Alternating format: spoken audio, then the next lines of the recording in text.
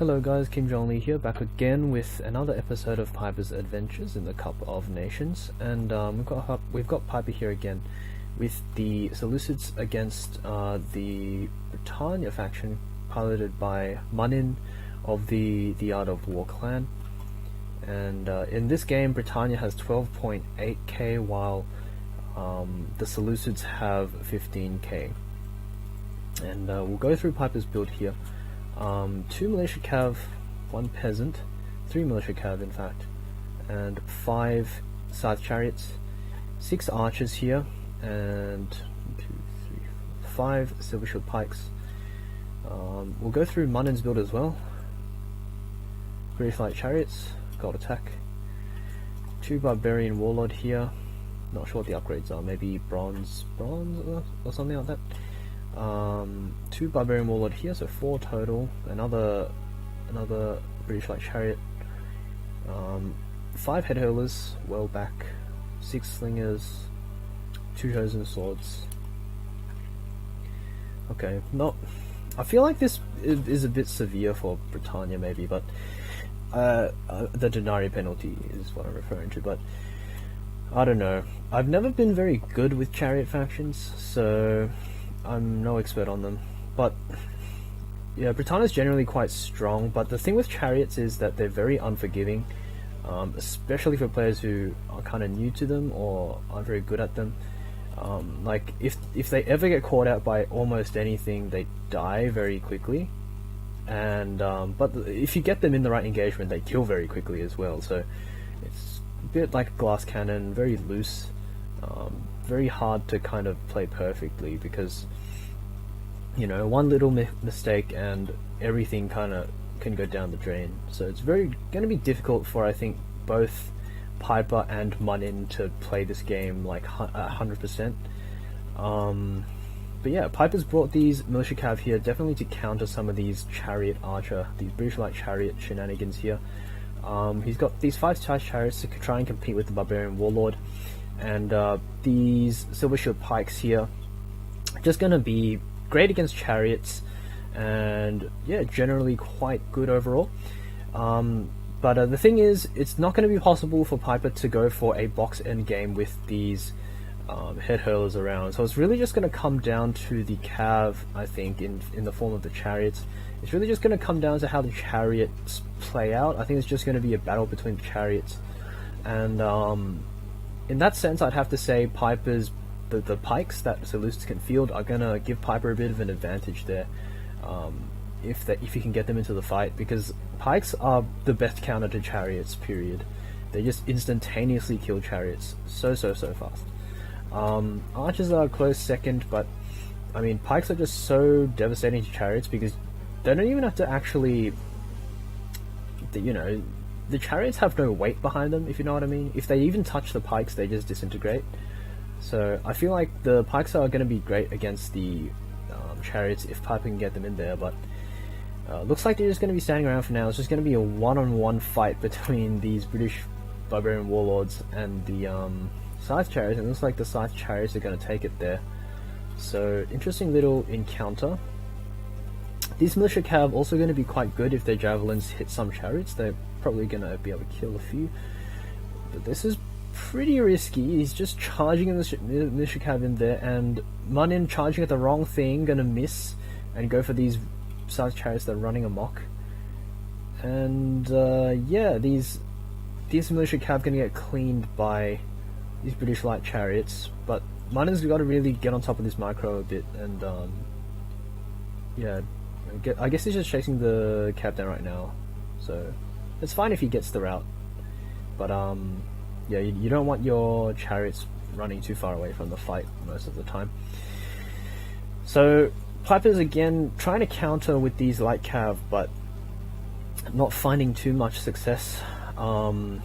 Usually you have to wait for the light cav to be a bit exhausted first before you can charge in and confidently win it. So it is a bit difficult to kind of read when you should go in with the light cav, because yeah, it's just quite difficult because the light chariots can just turn around and charge the light cav, and the light cav will just die. But a lot of these guys, a lot of these chosen swordsmen getting head hurled, I think. Not too sure. Or maybe slinged. Slung down. I think it was the head hurlers though, because they disintegrated way too fast. But a lot of scythe chariots gonna just burst out of the woodwork now from Piper and gonna kill a lot of slingers and things. So yeah, this is quite peculiar for me because I've never really played these kind of games with like tons of chariots everywhere. But chariots everywhere now. British chariots, scythe chariots. It's all just gonna be a big mess. Oh dear. Yeah, it's all just going to be a big mess, and in a big mess, the pikes are going to be great against these chariots, so yeah, the pikes working out there, probably, in Piper's favour. I can't really tell because the units are scattered everywhere, thanks to the chariots. So units just fly everywhere, and nothing makes sense. So I'll just let you guys, the viewers, observe this scene for now, and try and decipher who's got the upper hand and who's winning, because I definitely can't. I've probably got to wait for the dust to settle a bit first. Oh, Piper's generals are routing, so that's no good. Okay. Looks like there are more blue things around, but there's another scythe chariot coming in there. Could do quite some work. Okay. Yeah. Oh, it is worthwhile to note that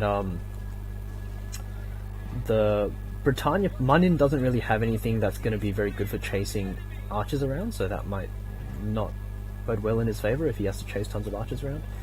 I guess the chariots can do, but they're not the best.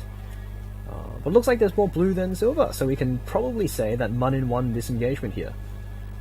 I think. I'm not too sure myself, to be honest. These guys are all probably in melee mode now. I don't know. Did Muninn win? I mean, there's more blue than silver, but it looks like Muninn doesn't have any chariots left, so maybe he's actually lost. And these chariots trying to chase archers, but not doing a very good job. A lot of archers left for Piper here. And a very healthy unit of militia cav, so this is going to be really key, because chasing off these, skirmish units like archers and head hurlers, like the best unit for that job is going to be these light cav.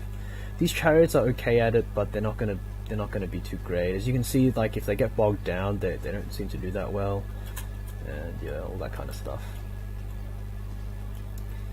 So some head hurlers here trying to knife down some pikemen. I don't know, it seems pretty even there.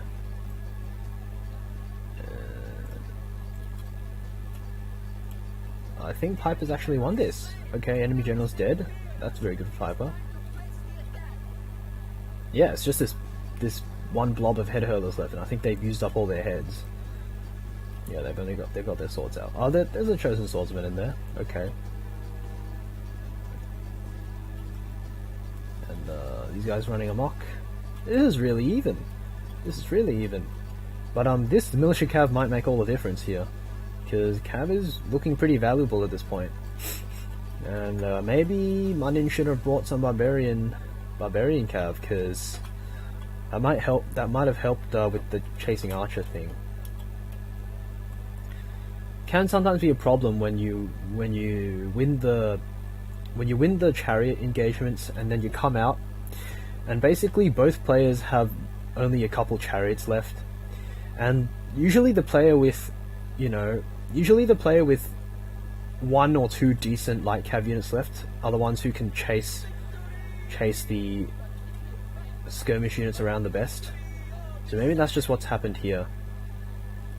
To be honest, I feel like the head hurlers are more. To be honest, I feel like the silver shield pikes were more of a liability in this game than a asset. But yeah, they took a lot of heads, I guess. But I mean, where else would they really have gone?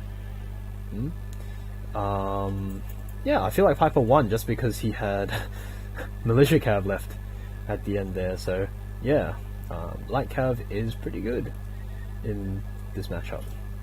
Well, thanks for watching, guys. Sorry I couldn't provide more insightful commentary, but hope you'll bear with me.